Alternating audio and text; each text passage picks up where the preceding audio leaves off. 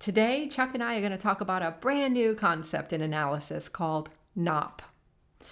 If you're curious about what NOP is, stay tuned. We are coming right up. You have instructional design questions. We discuss answers. So today, Chuck, we're going to talk about something new in analysis that is not out there just yet. It will be out in May when your new textbook comes out. And we are going to talk about something called NOP, NOP. What does NOP stand for? I am really curious. I can't wait to learn all about this. Chuck, take it away. Tell us what NOP or NOP is. NOP analysis. Well, after so many years as a practitioner, as I started to write the textbook, I thought, not everybody's going to have a budget for analysis. Not everybody's going to have the time for analysis. What is a quick way to get enough information to help a designer get started? So I started to formulate what ended up as NOP, which is, think about it, needs, objectives or outcomes, and P is your population. The three things that you absolutely have to have cold if you're going to write a course or an objective or do anything. So the idea behind NOP is if you have limited time or if you're on the run or you're sitting there with a client for the first time or whatever you might be doing, what is a way to look at this that I don't have to think about, days, hours, weeks of analysis, that I can very quickly put together enough information to allow me to get started.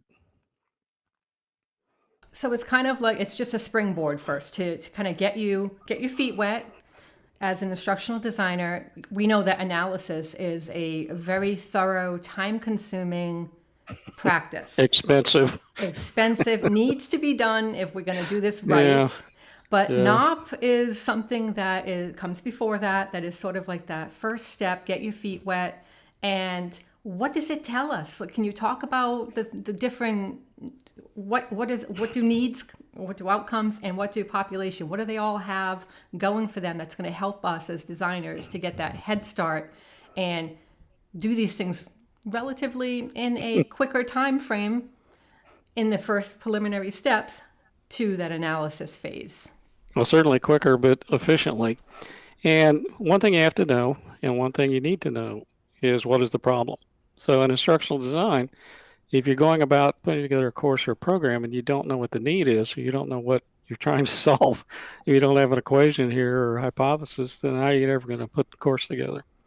And sometimes getting need out of clients, or whether internal or external clients, can be a real problem, because they may see something on their horizon and they may be getting reports that tell them something, but it also, may not be directly what's wrong. I mean, you might have a productivity issue that's a bad manager. And, there's all kind of equations to think about this. But I think in the beginning, you have to define what that need is. So be very clear about it. Be brutal if you have to, but let's get to what's really causing this. So some things that may cause you to look at this in different ways. That's, okay, I need sales to go up, or I need productivity to go up, or I have a safety problem. I need to get work days safely up, or, gee whiz, I got to take this whole program online because, it's the world these days. Yeah. Sometimes you just have to do that. So if you clearly define the need, so let's look at the issue of taking something from classroom to online. The need is the fact you have to change the way you're going to deliver the course. It doesn't mean you have to redesign the course and go back to the beginning. It means you need to find a way to migrate it. And if you're having safety problems, okay, what's the real cause of the problems? Is it a lack of training? Is it a lack of follow-up or supervision? And all these things are part of basic analysis, but you can just get started with this. Just make sure you know the basics on this. Don't spend a week or a year, just sit there and go through it. Okay, am I clear about what this need is? And then you can go on to do more analysis if you need to dig deeper. It kind of reminds me of like the brainstorming phase of for me, in marketing, for any kind of marketing strategy plan we want to implement. Yep. Let's brainstorm, let's sit down and write it down on a notepad, the ideas that we have, the things we're trying to solve, and let's at least get these ideas down first. So we have a foundation, if you will, to then move forward. If you don't do that, then what have you got? I mean, so you're going to spend, maybe a very long time designing a course that isn't going to fix anything. It never gets to solving the problem or addressing the need. So make sure, if nothing else, when you're doing the op, find out what's really going on, find out what the need is, make sure you know what it is, verify it, talk to 7 different people from 7 different directions, and make sure you really have this down cold. And don't trust clients, because they'll tell you things that they want you to hear, but may not necessarily be what's really going on. So when you say don't trust clients, who are you trusting? Your instincts and your information. The only thing you can really trust is your data. And if you don't have it in hard facts and you don't have it verifiable, observable, measurable, however you want to look at it, then what do you have? When I say don't trust clients, I don't mean they're being lying to you or anything else. It's the notion that you can't trust anybody unless you look at it yourself, because you're the professional. And this is the difference. You're a professional instructional designer. You're supposed to know how to do analysis. You're supposed to know how to find out what the real need is. So clients or anybody will tell you lots of stuff, and there'll be some truth in all of it. But trust your instincts and trust your data and trust your information. Not that anybody would ever obviously try to fool you, because they're just wasting your time and theirs, but make sure it's your data, make sure it's your information. Right, and as an instructional designer, it's your job to dig deeper, to find these answers and find these potential problems, and also to address the needs. What is the need? So doing that by digging deeper, you can get to those answers. You got to keep digging until you can't dig anymore. You've hit the bottom. You're there. Let's talk about outcomes in the next part of this equation, or acronym, I should say. What you want to do in the middle, in your NOP, your big O, is you want to look at goals and objectives. And you don't want to write 4-part objectives here. You don't want to spend days doing this. What you want to do is first have a clear understanding what the goals are.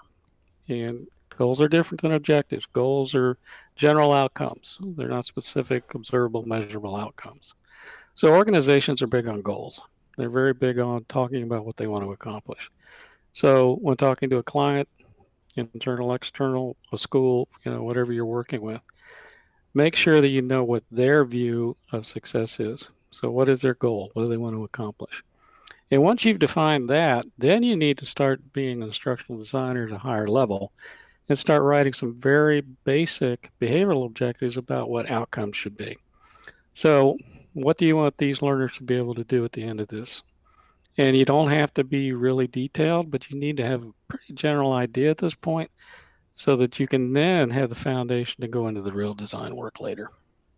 So as a newbie to instructional design, what is the difference between writing regular objectives and writing them in this process, the NOP process? Well, the big difference is the amount of time it takes. So in a NOP, the whole idea is you can do this in the afternoon or in one meeting, or just over lunch, if you will. So you don't get into the detailed aspects of it, but if you don't have a clear relationship between the goals and what you want the incompetencies to be, then you've got a big hole there that you got to figure out.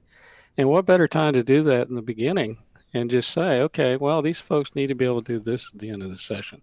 And it can be that simple. You don't have to put all 4 parts in there, but just have a clear sense of what's observable and measurable at the end of this road. So what are these folks going to be able to do? And that's the difference, because once you get into the hard design work, you're going to spend some time writing objectives. It's just a time-consuming process. And depending on how much course you have there, if it's 1 hour, it takes some time. If it's a 6-month course, you're going to be doing this for a long time. But in NOP, the goal of it is just to get this first framework, get the foundational information, make sure that you completely understand what's going on, and then start to get more detailed in your work later. Okay, let's tune in now to the last letter in that acronym, population. Populations. Let's talk about population. How can we do this quickly and effectively in the NOP process? Well, this is the one thing that, designers, I won't say that they don't spend a lot of time with, but it's one thing that may be an assumptive kind of a relationship between designers and populations. And as you look at this, now think about what we've done already. We defined what we think is the need. We've written goals and objectives at a very abbreviated level, but certainly a foundational level. And now we need to see how this learner is going to fit into this puzzle. Who are these learners? And one thing that you will clearly find early if you do this kind of analysis is that you may have more than one population that you need to work with. You may have numerous populations. And I just saw this in the last couple of weeks in a course, and folks were trying to do this in a retail outlet. So I'm not going to say what the firm was because it doesn't matter.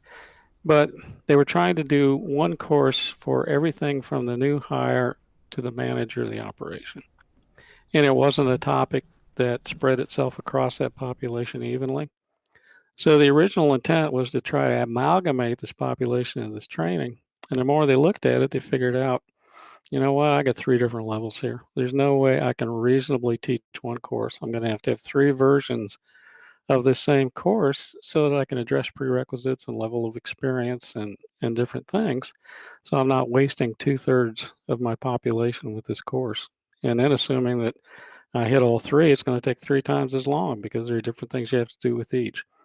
So in a NOP, if you can look at this population, first of all, determine if it's amalgamous. Okay, is this one group of people that I can work with and reasonably come up and get this course together? Or do I have more populations? Also look at language skills. Look at literacy levels, education levels, depending on the content. And then you start to get a better picture about how all these pieces are going to fit together. So at the end of the NOP, it's very clear. Make sure you know who's going to be this learner. What do they need? Where are they going? What do I have for special needs or anything else? And do I have an amalgamous population that I can do just one course with? Or do I need to think about having options for different levels of experience or the other variables that can take place here? It seems like it saves a lot of time right up front, and it takes a lot of the guesswork out of designing. And it also, I think for those people who, there are some designers out there who maybe become overwhelmed when they think about the entire analysis I become process, overwhelmed. right? I mean, I know like the thought of it is overwhelming. There's so many parts Yeah. to it and it's so complex that I think this sounds to me like it would take that pressure off a little bit. I would think about it as when I'm writing a novel, it's the outlining, it's the pre-planning stage to help set the foundation. So there's a roadmap so I know where I'm going from chapter 1 all the way to chapter 20. And I'm not sitting down to say, I have to write a book, I have to write 20 chapters here. No, let's break it down. Let's just start building blocks. Yeah. And when you do that, when you break that process up, it's chunking it down and it's, I don't want to say simplifying it, but it's putting it into a less complex feeling in your head, if you will. Yeah. So when you put it in a different context, if you think about it in terms of writing a novel, what you're looking at is characters, you're looking at plot, you're looking at how you get from A to B to Z as you write this and how things will change along the way. And I would assume as a novelist that if you don't have this pretty well marked out, you're going to spend a lot of time going back and forth, making decisions, rewriting, doing whatever. And instructional design is kind of the same thing. We have a plot, we have characters, and we need to make sure those line up.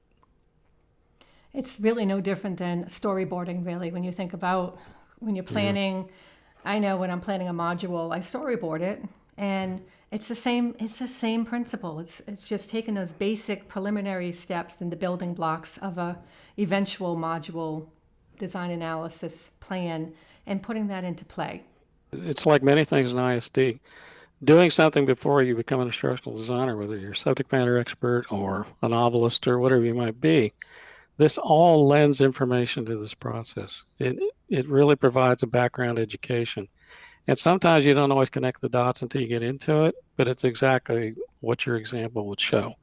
That your experience writing novels is easily applicable to instructional design. It's just different details. Mm-hmm. It's all in the details. Okay, this has been a great conversation about NOP. I love it. I love that acronym, and I'm really looking forward to seeing how the ISD community embraces it, because I do think that it has a lot of really great opportunities for us to be able to just become better instructional designers overall and make the process of instructional design that much more enjoyable and successful. Well, I hope so. Let's see what people think. Put comments below.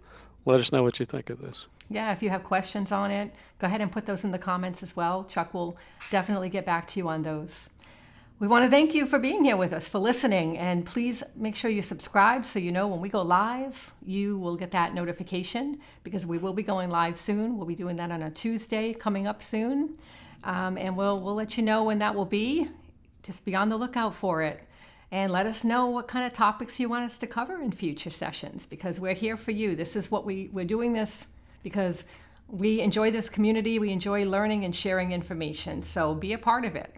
Let us know what you like. Take care.